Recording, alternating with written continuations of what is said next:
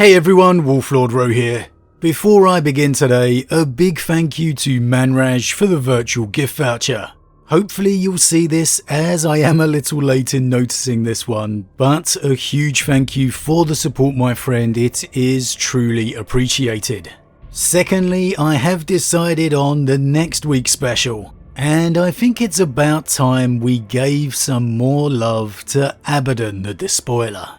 The ultimate big bad in the current 40k universe really doesn't get given his props. So very soon we'll be dedicating a week to this legendary character.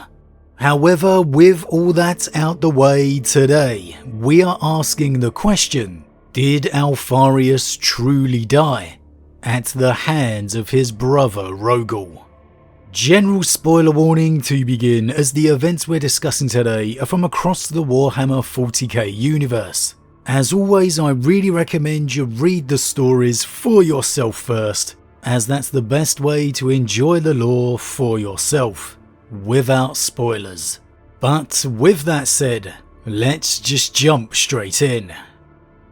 When it comes to famous Primarch deaths, the mind usually leaps to the two bookends of the heresy, Sanguinius and Horus at its end, and Ferrus Manus at the beginning.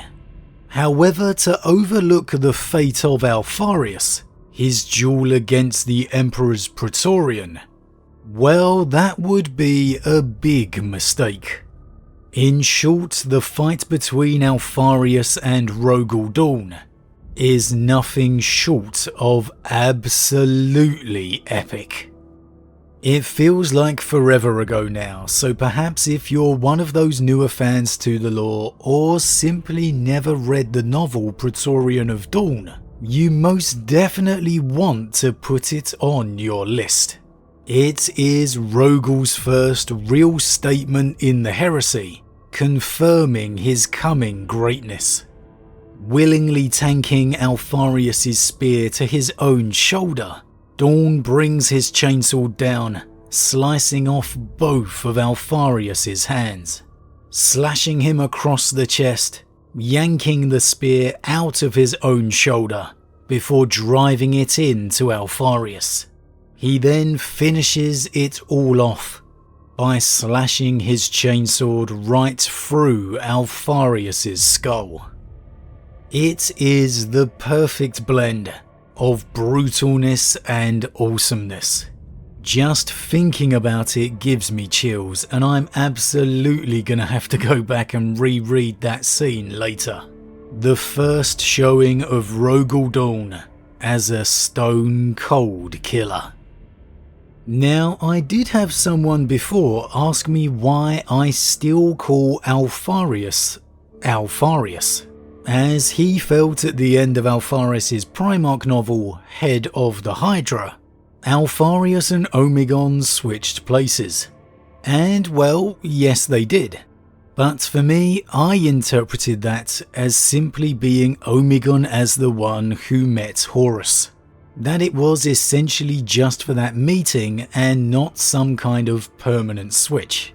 To paraphrase, Omegon essentially does say to his twin, "You say Horus is very perceptive, and you've seen him before, whereas I haven't, so my reaction will be genuine." For me, it was really just the first example of how either of the twins could take up the role.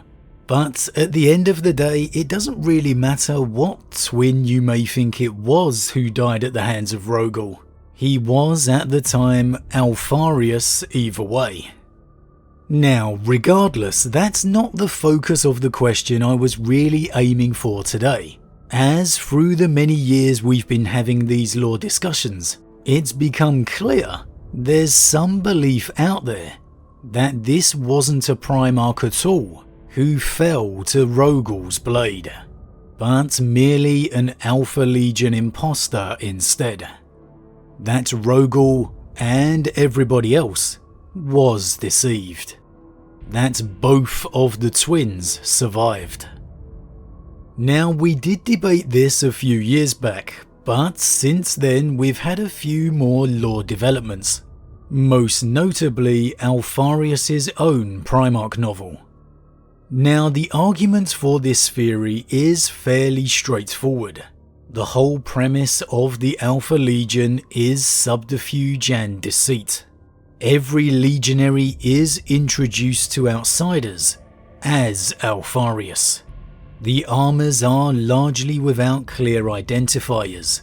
Their legionaries for the most part are larger than the standard Astartes prototype, and the Primarchs themselves are slightly smaller than their brothers, so they are able to intertwine seamlessly with their legionaries. Perhaps the biggest recent revelation is we also learnt from Alpharius' Primarch novel that Alpharius has a particular ability, something that enables him to escape recognition, seemingly having some psychic ability to influence others to not notice him as much. I can disappear, not in the manner Korax can, or for that matter Kurz, should he wish to. I can be exceedingly stealthy when I choose to be, and I have access to certain items which can assist.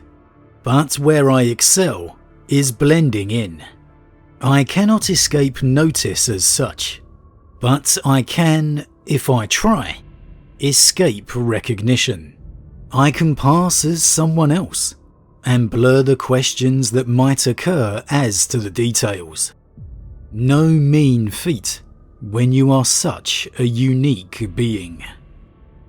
So this appears to be Alpharius' particular Primarch psychic talent. Perhaps most importantly too, Alpharius goes on to say how he was present at many of his brothers' reunions with their father, disguised as one of their own legion, and none of them noticed. Now, to be fair to these reunited Primarchs, most of them would have been bedazzled by their father's presence, laying eyes on him for the first time. However, he does point out that he felt the lion seemed to notice something wasn't quite right, so he's unsure if perhaps L. Johnson could tell. Either way, the lion didn't say anything.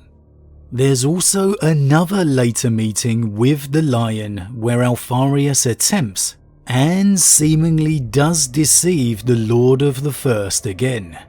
I can't remember if we've discussed that meeting before, but I'd quite like to dive into that moment if we haven't, so maybe we'll do that one soon. But with all this, we have further apparent confirmation Alpharius can deceive his brothers face to face. I say apparent because, as always with the Alpha Legion, we don't truly know if he was lying about the whole thing, or if perhaps the lion at least could tell, and was simply playing his own game in return. I mean, if talking the secrets of the Alpha Legion wasn't bad enough, throwing in the Dark Angels just puts it right over the top. However, regardless, deceiving the lion face to face, if it did happen, is no mean feat. That is truly quite an accomplishment. You combine all of this with the entire Legion mimicking their Primarch's appearance, personalities being transferred by librarians, it's no wonder anything is hard to believe when it comes to the Hydra. And with the continued appearances of Alpha Legion armoured marines named Alpharius, it's safe to say these theories will always exist. However, I have always been of the belief that this was the true Alpharius who died at Rogal's hands. Firstly, I'm pretty sure we did have it confirmed outside of the lore, but in lore I see too many reasons as well confirming it too. I'd long had the belief that the Primarchs could somehow sense each other's presence, that whether it's some result of their psychic nature, the warp being involved in their creation, or simple brotherhood. Somehow they could just tell when one of their brothers was near. We've had a few examples of this scattered throughout the lore, but perhaps the best confirmation of it for me comes from the novel Old Earth, where Vulcan is confronted by the incredulous claims that his brother Ferrus is still alive. The Primarchs, at least some, could sense the presence of a sibling. Vulcan should have been able to detect truth from falsehood, but called his instincts into question. So perhaps all the Primarchs can't, but clearly here some can. Here we learn that Vulcan is most likely one of those Primarchs. Now, when it comes to Rogal, we don't necessarily know that's the case. Clearly every Primarch doesn't get that feeling, as I once always thought. But within the novel Praetorian of Dawn, before their legendary duel, we do get a flashback to the days of the Great Crusade, and Alpharius attempting to deceive Rogal in a meeting, by having 3 of his legionaries, including himself, posing as Alpharius. Now here Rogal successfully identifies which helmed marine is his brother, and honestly he does so what feels like to be very easily. You can interpret this by Rogal somehow instinctively knowing, being one of those Primarchs who can just tell, or that Rogal's mind and talents enable him to judge correctly. Maybe the question is, do you place Rogal above the Lion in that regard? As someone who can see and judge a situation beyond just the surface. If Alpharius could deceive Lion L. Johnson, do you feel he could deceive Rogal Dorn as well? Regardless of what reason or decision you come to, we have that evidence of Rogal picking out his brother despite Alpharius' attempts to deceive him. So for me, I think it goes without saying, Rogal would have known if it was not his brother he was later fighting. In speaking of the fighting, I just can't see anyone other than a true Primarch wounding another brother. They are just so far above anything else. And Alpharius does successfully land a couple of blows onto Rogal. This isn't Lorgar we're talking about here. This is Rogal Dorn. Whatever you may think of this guy, he has established himself as a formidable Primarch fighter. For my personal opinion, only the true Primarch Alpharius could have caused Dorn any trouble in the slightest. I don't care what powers or abilities an imposter could have had, there's no way they're causing Rogal trouble. Finally, maybe the biggest piece of in-lore confirmation we've always had, that Alpharius did truly die, is at the end of that same story, where somewhere across the galaxy, Omegon, through that inexplicable, unexplained twin connection, can just tell his twin is dead, that he is now alone. The knowledge rose through the coldness of his thoughts, certain and inescapable, though he could not say how he knew that it was fact, not fear. For me, it's just too clear-cut. Alpharius did die at the hands of Rogal. That Omegon was the one who would take up his brother's mantle. However, that is of course my own opinion, and given the nature of the Alpha Legion, of course I can understand why some believe otherwise. And at the end of the day, there's always the 3 heads of the Hydra theory still floating out there. But that's a rabbit hole we are not diving down today. As always everyone, what do you think? Like me, do you feel it was truly Alpharius that died to Rogal Dorn? That we have too much evidence within the lore that really confirms it at this point? That all the Alpha Legion teases and misdirections are just that? On the other hand, do you believe otherwise? That both of the twin Primarchs are still out there somewhere? That we've just seen too many situations of the Alpha Legion simply fooling all the others, even fellow Primarchs? If you think that both the twins are alive out there somewhere still, just what do you feel they are up to? And where have they been?